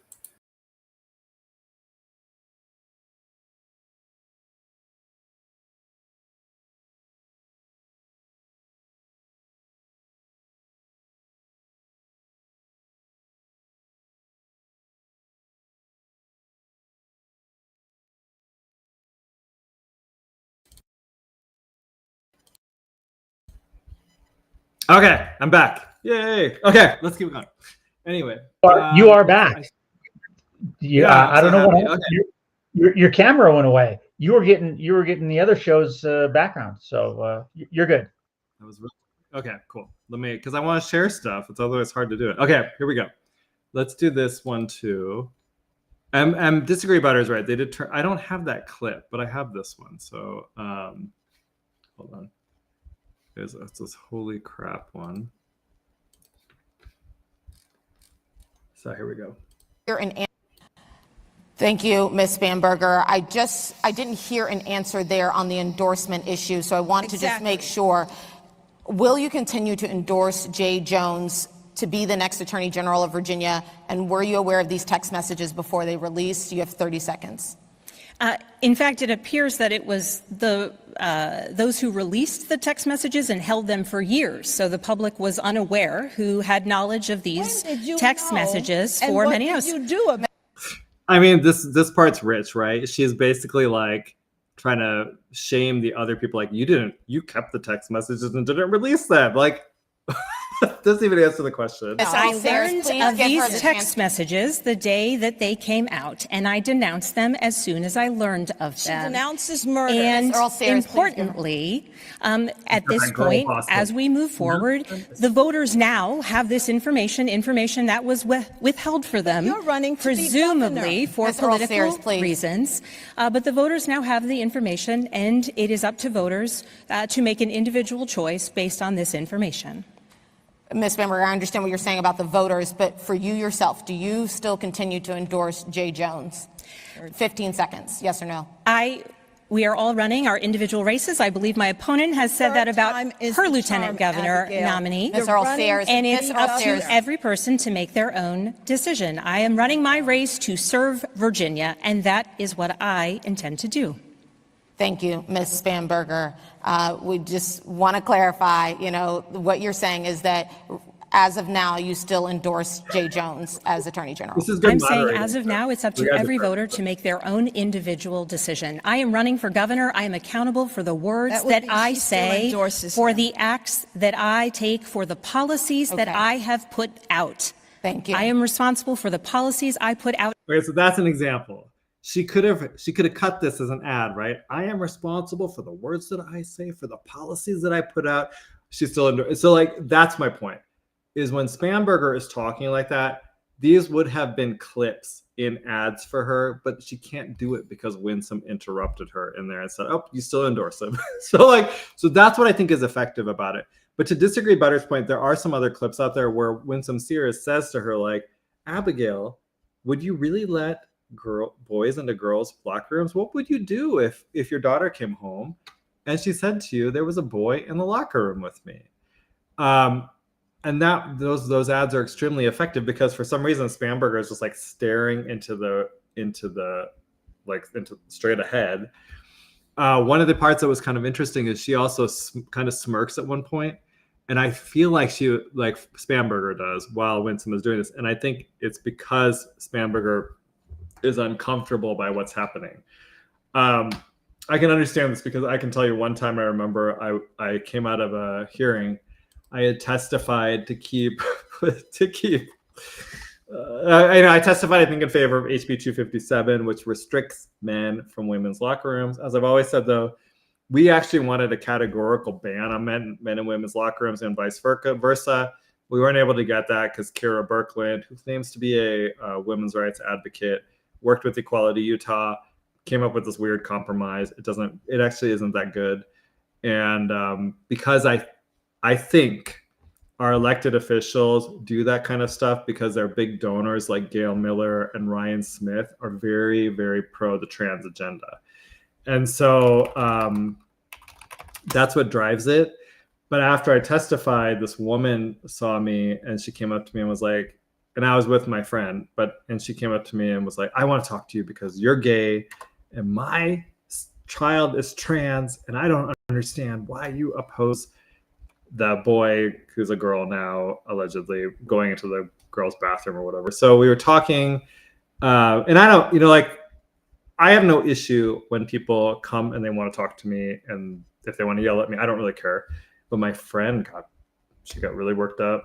The two of them were like yelling at each other, and I started laughing because it was very uncomfortable. It was just an uncomfortable. I was like, oh my god, I don't know why I'm laughing, but it was I think that was just my reaction. I felt like that's what was going on with Abigail Spamberger. And like I said, I used to live in Virginia for a little bit, so I'm kind of familiar with these people. That's why I think this is fascinating. Let's see if I can find the one.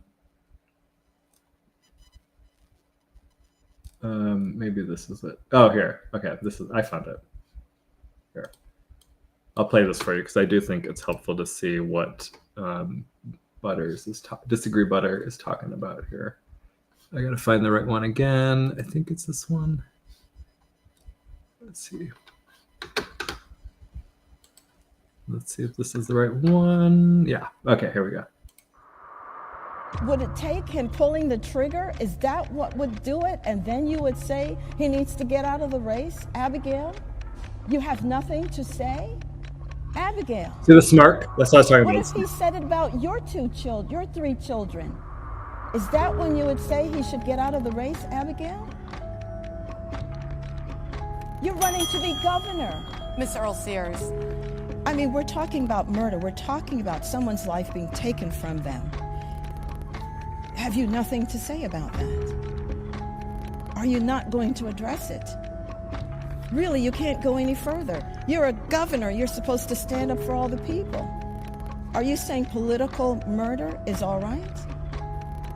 Have some political courage. What you have done is you are taking political calculations about your future as governor. Well, as governor, you have to make hard choices, and that means telling Jay Jones to leave the race. Okay, so that is an effective ad. It's a very good ad. It was a weird reaction too. I think someone must have advised her to do that. I don't know if they expected that, but it's just a strange reaction, right? Like she could have answered and said, "Hey, I've already said." Like, I mean, if it was me and her, I'd be like, "I've already said I'm responsible for my words. He's responsible for his words." Like, that's it. That's my answer. Although really, she should tell him. This is about their attorney general candidate was sending these very explicit text messages talking about how he wants to put bullets in the head of the speaker of the Republican speaker of their house, talking about how he wants the Republican speaker's children, who are 2 and 5, to die in the arms of their mother so they could learn a lesson. The parents could learn a lesson. It's really disturbing stuff. And I don't think those are the only text messages like that, because if you read through them, there's a message where the guy that he's texting, who apparently is a Republican, he says back to him like, hey, it makes me very uncomfortable when you talk like this. Can you please stop that? Which makes me think that that's not the only time that that's happened. Very disturbing. But the entire point of this was to say that that's why debates are important. You want candidates to be out there and to have to defend their ideas and to be put on the spot. There was very good moderating going on there too. So to be fair about this, there was like a couple things that are very good in that debate, but we should want debates in every single race. And we should want multiple debates because that's a great opportunity for people to challenge candidates, to be able to have them explain their ideas, to even for them to get feedback about maybe there's something you don't like and maybe they think about it differently now that they've been put under the spotlight for it. So I just hope that people in Utah start to open their eyes up to the importance of debates. And I would say this, if there's a candidate refusing to debate, you shouldn't even vote for them. Don't waste your time. You're going to have, this is important because actually it is my prediction that we will end up with at least one open congressional seat and probably two where that'll be more competitive under this new congressional map. And so the people that run, you are going to want them to debate on the Republicans. So if you're a Republican, and I would say the same to Democrats, but I'm not a Democrat, so I'll let them manage their own thing. So you guys do what you want over there. But on the Republican side, I would just say to delegates and to voters, you should demand debates. There are candidates that are going to run. For example, let's say Candace Perucci runs. She generally will not debate opponents. If she will not debate, you should not vote for her because when she goes into that general election, she should want to debate the Democrat. What's going to happen is that the press is going to run cover for whoever runs as a Democrat. So whether it's Ben McAdams, who I think is corrupt, but also, I think there's some questions about whether he likes men or women, maybe a question. Only an issue because if you, I'm saying this as someone who's gay, but if you are gay and you are not out, it can be used as blackmail. So like that's kind of an issue you should be thinking about when you're voting for people. Like, something weird here. I don't know if I believe this. But anyway, the point is we should be demanding debates. Like I want candidates and the debates also, like when you're in the primary process, they prepare candidates for the general election.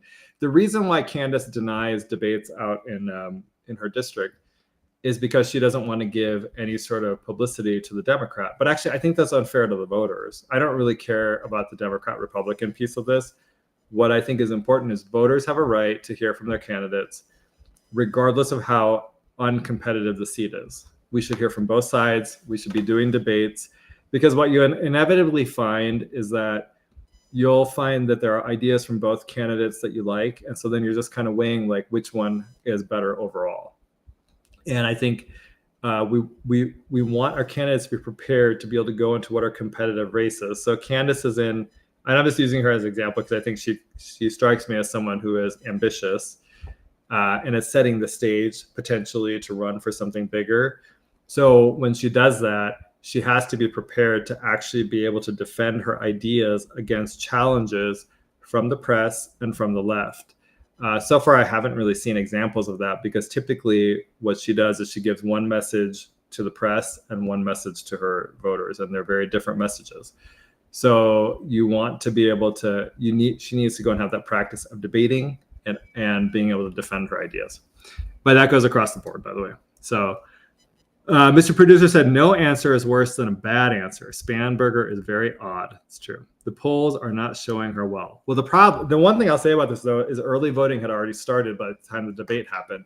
So, we do all this early voting stuff. And what ends up happening is that the Democrats tend to be better at this, but they bank a lot of votes before you even get these types of controversies. So she could still win the race. That's how bad this kind of stuff is. And it's actually why we should probably end early voting, except for very limited circumstances. Like there's a reason why you can't show up on election day or at least closer to it. Okay, we'll do a few comments before we move on. So let's see here. Oh, we have so many. Okay. So Melanie, this was earlier about our illegal immigration piece that got the Indian asylum seeker. 130,000 illegal immigrant truckers lacking English and skills cause 814 deaths yearly on the U.S. roads. That's crazy. But also, yeah, they shouldn't. Like I said, I think we should limit it to American citizens only. We need to be more selective about immigration in general. We are way too much into this idea that everybody should just be like, come here. People get like, apparently, I didn't know this, but immigrants can get loans, like small business administration loans to get like to buy businesses. I think we should end that. I don't think immigrants should be able to go and get commercial driver's licenses. We don't need to import truck drivers. We don't need to import construction workers. We don't need to import, actually, we don't need to import any workers, but we really don't need to import people to be doing jobs that are trainable.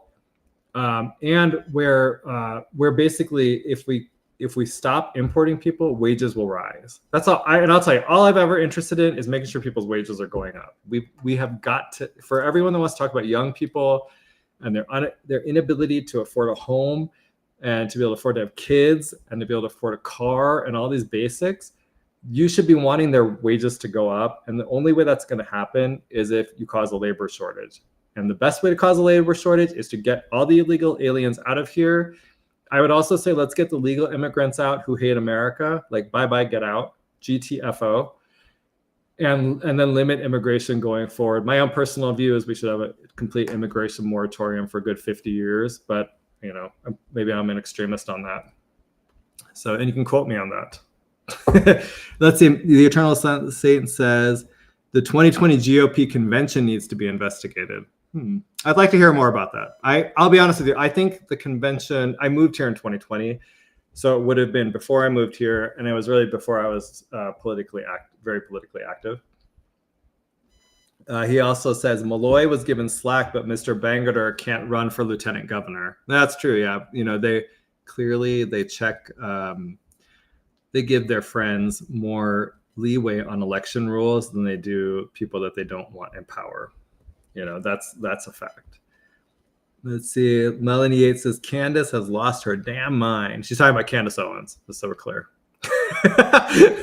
Let's see. Melanie says, Natalie, you are a rock star. Well, Natalie's not here right now, but I'm sure she thanks you for that.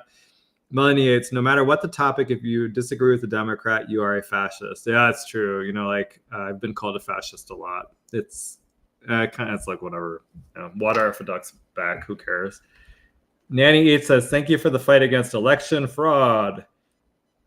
Yep, I think we should be very thankful about what Michael Clara, Phil, and Natalie have been doing, because they have exposed so many problems with the signature gathering process. And I think to Phil's point, they have set it up so that we now have a great justification for completely repealing SB 54.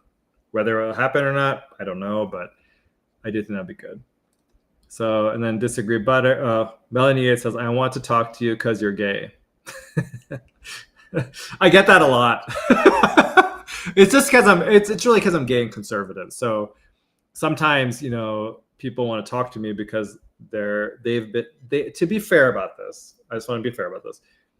They have been trained to think that if you are gay, you will be a left-wing lunatic, right? I mean, and a lot of gays are left-wing lunatics, unfortunately.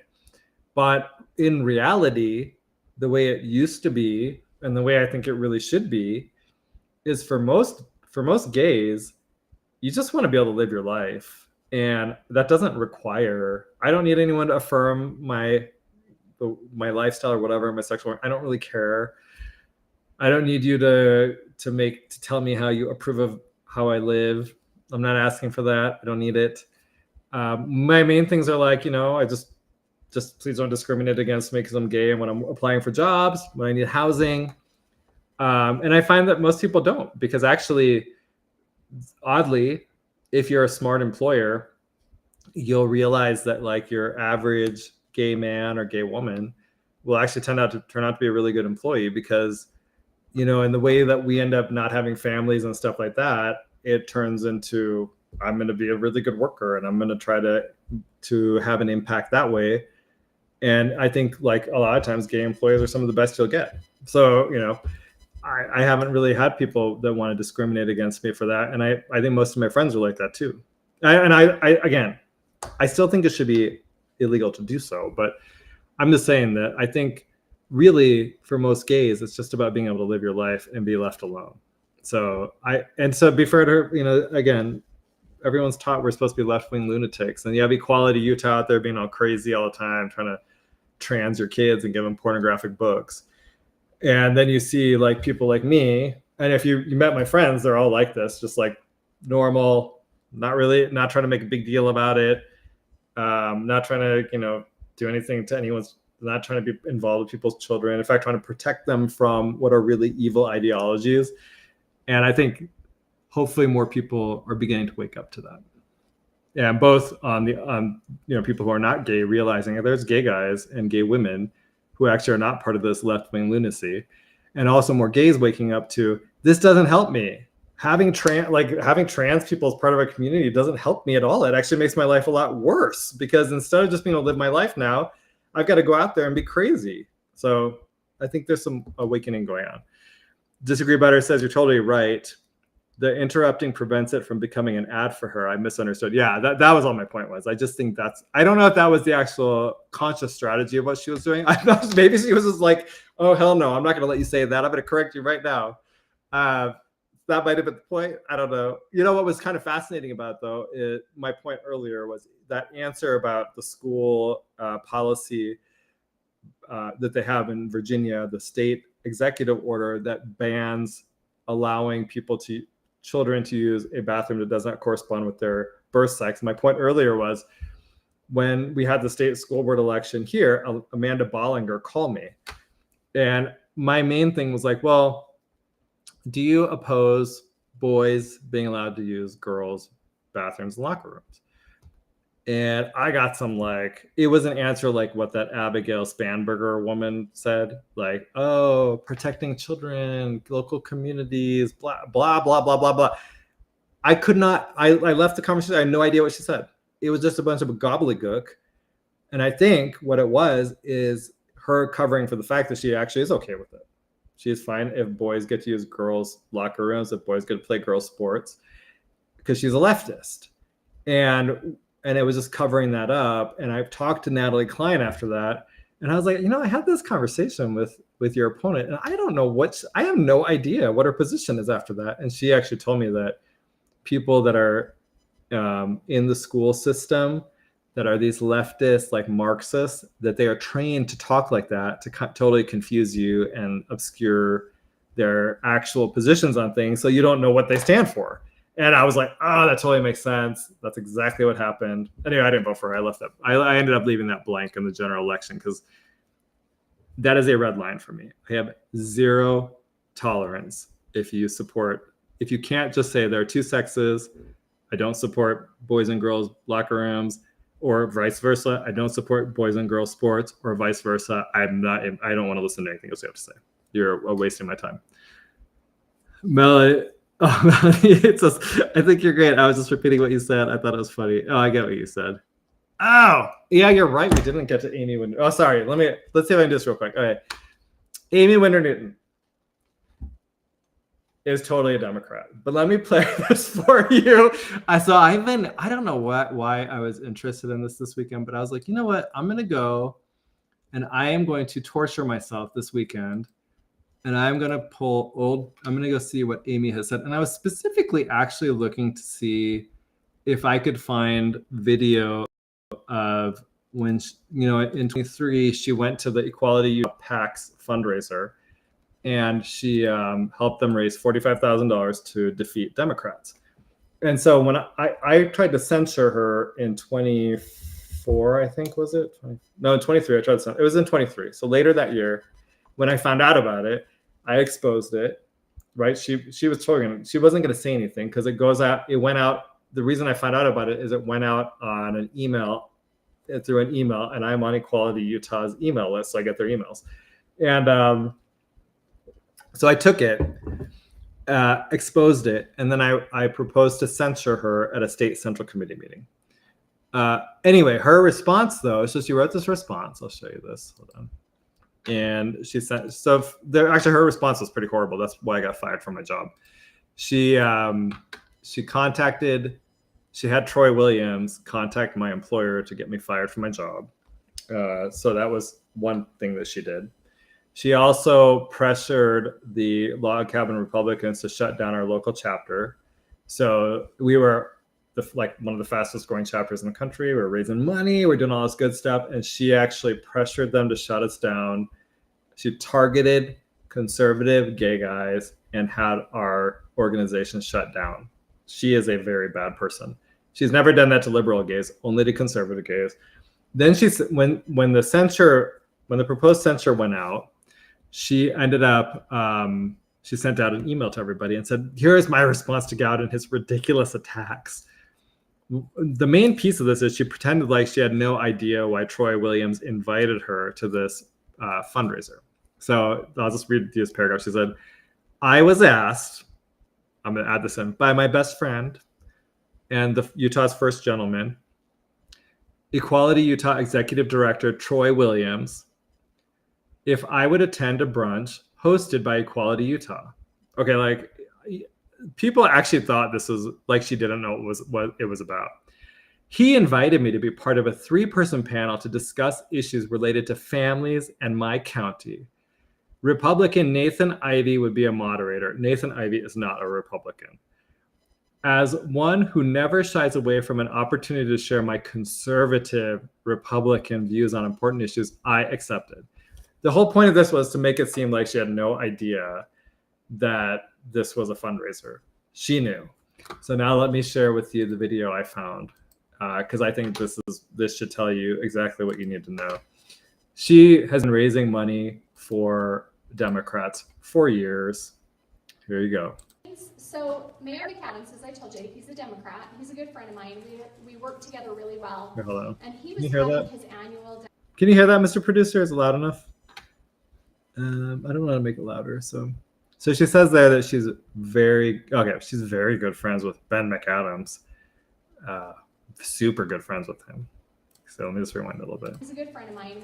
We work together really well. And they work together really well. Isn't that weird? Do you think it's odd that a conservative Republican is able to work really well together with Ben McAdams? He's having his annual Democrat fundraiser, and he was doing a stand-up comedy event. So he's having an annual Democrat fundraiser, right? And he invites Amy Winder Newton to go. Amy, I want you to come and do 2 minutes of stand-up. And I was like, okay. So I went back and I told some of my staff, I'm going to go do stand-up tomorrow night at Mayor McAdams' event with hundreds of Democrats who hate me. And they're all, why are you doing that? I said, because we'll have donors in the audience. They'll know that I'm working together with the Democrats. It's a good bipartisan thing. Okay, a couple things here. So number one is she is somebody tell me, have you ever heard of a Republican going to a Democrat? Sorry, we have one here. Democrats helping Republicans raise money for their Republican fundraisers. She's openly saying, I went to this Democrat fundraiser because Ben McAdams invited me to his annual Democrat fundraiser. Oh, and apparently she does comedy routines. I can't imagine she's very funny because if you've ever met her in person, she's actually like nails on a chalkboard. I will say this. I'm glad she fixed her hair though, because this haircut for her was awful. I think this was her era when she's running for around, maybe she's going to run for governor, but this is like a weird look for her. The thing is, so then she talks about she wanted to go because there were all these Democrat donors. Well, what do you think she's doing to get them to donate money to her? Like I said before, I have heard from reliable sources that she will do anything for a donor if they give her $500. So do you think that what do you think she's promising to these Democrat donors in order to get them to give her money? I'm like, don't you think this is a good idea? And they were like, okay, we're going to help you write your stand-up because we know you're not that funny. So anyway. We all know you're not funny, Amy. And I'm not very good at stand-up, but it was fun. And anyway, here's Jim DeBacchus, who's the most liberal senator on the Hill in Utah, watching. Just kind of a fun picture. So, okay, this was one. So that's kind of I think people should understand that this is a very sophisticated. I mean, she's a product of nepotism, so like whatever. But she understands fully the political process and how it works, and she knew when she go into that fundraiser in 2023 that she was going to an Equality PAC fundraiser and that she was going to help them raise money to defeat Republicans. That's why she went. She's a Democrat, and she's been raising money for Democrats apparently for years and doing it openly. I would love to be able to go back and see. I'll see what else I can find, because I have a bunch of other clips I've listened to too. This was a very I was at the gym working out and I was like, okay, let me listen to Amy Winder Newton talking about whatever she's talking about. Some of it is just inane because like I said, nails on a chalkboard. Whew, it's like nails on a chalkboard. But but the point is this: she's raising money for Democrats. Who is doing that besides her? Are there other Republicans that are raising money for Democrats? And why would you do that? I don't care if they're your friend. It would be one thing if she said, look, Ben McAdams is doing a charity thing, and so I'm going to go and help with the charity thing by telling these great jokes I have. But that's not what she did. She went to their fundraiser to help the Democrats raise money to defeat Republicans. That's the entire point of what was going on there. And now we have at least 2 examples of it. And I bet you if I go back, I can find more examples of it, because I've heard that she actually is very close with Ben McAdams, and that it's actually a pattern, and there's a pattern to this. So that's kind of that was, I think, kind of my point. Oh, final piece. We'll run a couple minutes over here. My final thing is this. I hope that's okay, Mr. Producer. So she'll always tell you that she's in a swing district. Okay. Okay, everybody, I'm in a swing district. That's why I'm a moderate. Okay. Yeah. Thanks, Mr. Producer. I'm a moderate, guys. That's why I'm in the swing district and I have to have these very moderate positions, blah, blah, blah, right? But the reality is the Democrats don't even run serious candidates against her. In the last race, they had this woman, Ashley Luer. And I'm telling you, they spent like no money on her. They didn't invest in her at all. If it's a swing district, the Democrats would be pumping money into it to win the race because they would be able to win it. Honestly, like the swing districts in Salt Lake County, they invest in them. The Democrats aren't stupid. They're actually very strategic and very smart, and they go and they target these swing districts. They would be targeting her district and they'd be trying to defeat her. They don't, because she's a Democrat. They know that. And you know what? In the next week, we'll go through her record, because in addition to raising money for these Democrats, this got me worked up. She takes Democrat positions on a broad range of issues, whether it's the budget. Last year, I think it was, she canceled. In order to target Kim Coleman, who was what's his name, Sheldon Stewart's policy director. In order to get rid of her, Amy worked with the Democrats to eliminate the individual policy directors that the county council members had. So this is a Democrat, an active Democrat, in your face. So we'll go through her record. We'll start talking about her record, because her record is bad. She's coming up for re-election in 26.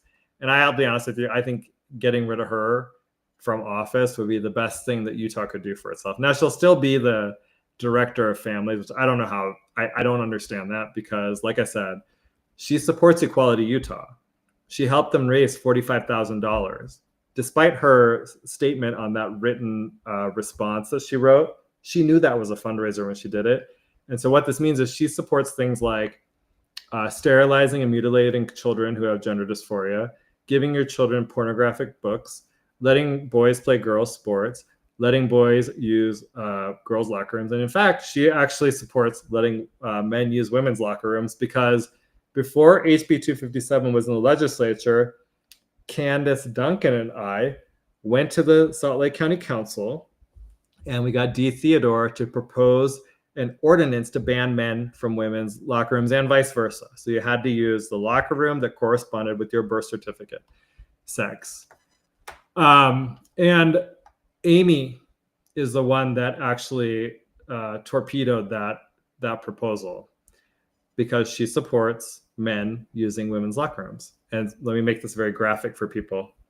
That means that she supports naked men getting into a shower with your wives and your daughters and exposing themselves to them in the Salt Lake County rec centers. That's what Amy supports. That's why she supports Equality Utah. And honestly, she shouldn't even be the director of families for the state, because she does not actually support what I would think are family values. Okay, well, that's all I got for this week. Like I said, we will get more into this. Well, maybe we'll make it a little bit of a regular thing until we can fully expose the Democrat that Amy Winder Newton is. And I'm sure, and I'll actually have more video, because there were some things I had to kind of screenshot, and I haven't gotten to go back and record them so I can put them onto X.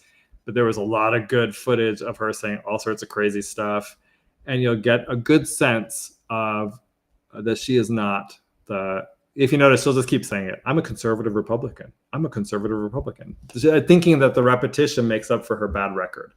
And we'll also start going through that record, because if you go through the record, you'll begin to realize that this is not a Republican at all. This is not a conservative. This is a Democrat, and she is a fraud. On that note, thank you very much for listening to the Goud Crowd. It's been a pleasure spending my time with you. We are on every Monday from 5 to 7. We went 5 minutes over. And you can find us on, find us on X at my handle. So Goud, the number 4, Utah. You can also find us at, I think it's Utah Main Street Media, their X handle, Rumble, YouTube, and KMMU.org. We will see you next week. But in the meantime, if you have any tips, feel free to DM me, text me, email me. I pay attention to everything you guys send me, make comments, and we will see you next week.